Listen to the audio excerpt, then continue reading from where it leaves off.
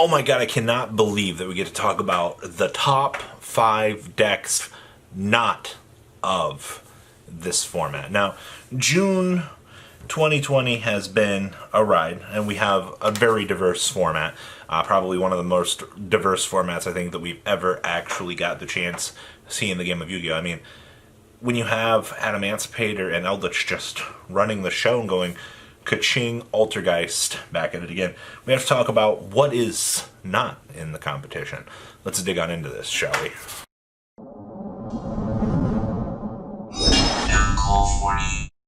Number 1 on our list here is Toons. I know, Toon Chaos brings an entire new spin to this deck.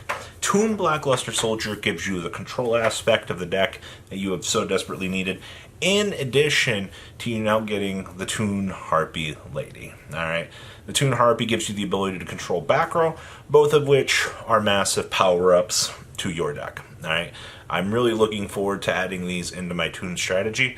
Wholeheartedly and honestly, a lot of people are complaining about the Blackluster, like, oh, it's not that good.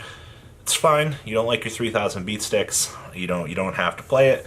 I do like cards that can now immediately out more things. Also, we got the Toon Page Flip Mark, whatever you want to call it, giving us the ability to special summon 1 of 3 Toons from our deck, all with different names, and giving us access to anything that our deck needs. Also, more search cards, alright? You know, Toons are this deck that have relied on the search power for their entire life. Toon Table of Contents, the Toon Page Flip.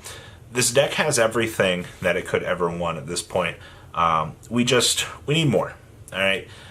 You know, I'm happy that you guys gave the power-ups to Toons that you did.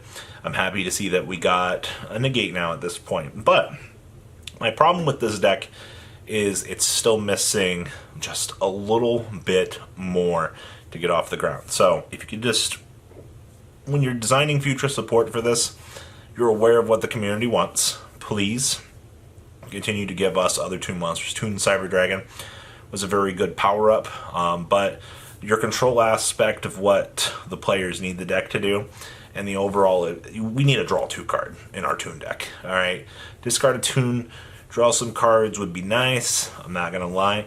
Maybe some more recurable stuff from the graveyard. Toon Kingdom is a great card for the deck so far, but it needs reprint as well. But the deck is still, it's off to a good start for its potential here. Yes, number 2 on our list here is Crawlers. The creepy, crawly little monsters and their ability to all be flip effects? Oh, well, that's not good. You have an entire archetype of creatures that are dedicated to one very simple task, and that is spawning more of them so that you can make link plays to punish the opponent. Now, the creepy little crawlers do have one of the best World Legacy cards to excavate top 5. You also have the World Legacy card that grants you the ability to beam itself on out, you know, change positions for these. And you've also got the creepy crawly trap card to give you the ability to have more access to things. More multi-dimensional archetype-based cards with multiple levels of interaction also allow crawlers to be splashed in other variants of decks. Now, the problem with this here is they're slow, alright? Monster decks that require set pass are not necessarily up to the standard of modern-day Yu-Gi-Oh! And as much as I wish I could be like, yeah, crawlers are one of the best decks of the format, yeah, you know, T-set pass, draw, set, pass is the future of the game. Unfortunately, I would be lying to you in saying that this deck is one of the best decks of the format. Set slower in other formats could potentially be good. They all do have self-replacement effects, which is pretty alright. And they all do have the ability to build their own horde of camp for you guys. Yeah, that's really all crawlers do, is they kind of attempt to swarm, control the field. And I think that they could be a tier 4 deck viably in the future. We'll have to wait and see. Number 4 on our list here is Ojama. Or excuse me, number 3 is Ojama. If you've ever wanted to be like the classic Yu-Gi-Oh player in the golden days of the game, where you are trying to troll your opponent and go hee hee ha ha, I have what is it, Ground Collapse on the field, and the Ojama King. Oh, look at that. We're playing Duel Links format now, alright? I just made Ojama King and took out all 3 of your monster zones. What are you going to do? And I opened up the nuts, alright? I opened up Ground Collapse and Ojama King. What are you going to do? You can't play the game. I've taken away all of your monster zones from you. Yes, you have the extra monster zone. Good luck summoning a monster from there. Oh, you're magically playing Parshath? Oh, for a negate and a reveal counter trap, you can bring a huge monster out of your extra deck with Parshath in its name. We don't allow that here. We pretend when we're playing Ojama that you do not get the ability to have access to that extra monster zone. That is not how this game works. We are a no fun allowed group of people, and we activate Ground Collapse and we make Ojama Kings. That's all our deck does. Alright, I don't care what you say. I don't care if Ojama's got this cool Dark Armed variant with Armed Dragon that you can do. I don't care if you can search for the Dark Armed Dragon. I don't care if you can use the Triangle Power cards to mess with these level 2 beasts. I don't care about any of that, alright? No other variant matters in the world of Ojama. It doesn't matter how much success you've had with it. I'm sorry to tell you that we are Ground Collapse Ojama King, the deck, alright? It is cool, though, that you can do all those other things, though, with the deck. I do think that, there is a lot of potential in these. Alright? So yes, Ojama's very viable right now.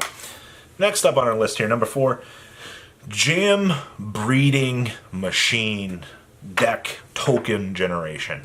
You're probably like, what is this? If you look back on this channel, this is one of my favorite decks that we had the chance to create. You make a Jam Breeding Machine, you get this little token. Alright? What do you do with this token? You slap Wetlands down on the field, alright? Well, with Wetlands, you get an attack boost, alright? That's pretty useful, alright? So, what are we going to do with that token? We're going to activate Token, what is it, Token Stampede? Gives your token 1,000 attack points. At this point in time, your opponent's going, I don't know what to do. Every turn, you are making a supercharged token. Now, you know what the problem with this is, alright? In the game of Yu-Gi-Oh, we have to slow down the tempo. I only get 1 token every turn. As I'm snowballing you with my Sakuretsu Armors and my Dimensional Prisons, because we need 1-for-1 card advantage, by the way. It's the only way to play this deck, alright? If you're dedicating 3 cards to the token generation, to the beautiful Wetlands, and to the Token Stampede, you've already hard dedicated 3 cards. You're going to need Pot of Extracts, you're going to need... you can't Duality. You special summon during every standby phase. Can't do that. But you can Pot of Extrabs and Desires each and every turn into resources. Alright, so yes, you are a snowball-based deck where you are generating advantage every turn while your opponent's stirring out this token going, I don't know what to do. I don't have an out for this. Alright? It's not like I can't just make Nightmare Phoenix blow up the Jam Breeding Machine and your deck is worthless, right? Because the only monsters we play are 0, because we want to resolve our Jam Breeding Machines, right? I can't Cardomize in this deck, alright? It's awful.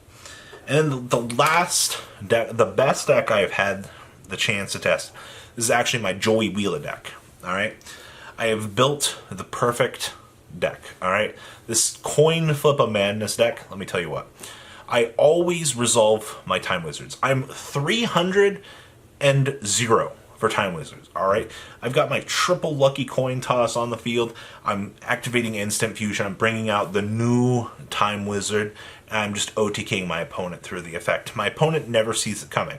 Now you're probably like, Robbie, how are you consistently opening up these cards? Don't worry about it, alright? I'm just that good at the game, alright? We are always drawing these cards. Bandit Keith taught me everything I needed to know about this. And now recently, Yugs gave me his Dragoon of the Red, so now I can activate my Red Eyes Fusion.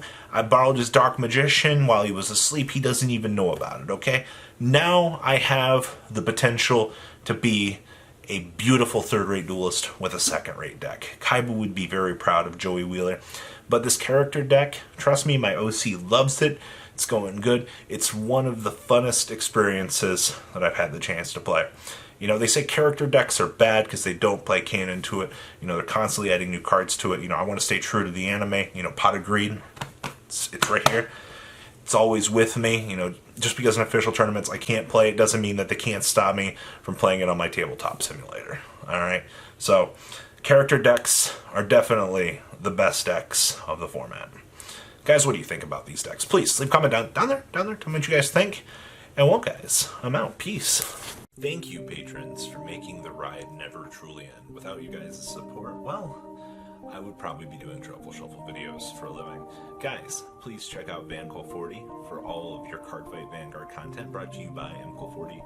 And if you are looking to pick up singles, check out mcagames.com for your trading card game needs. Thanks for watching, everybody.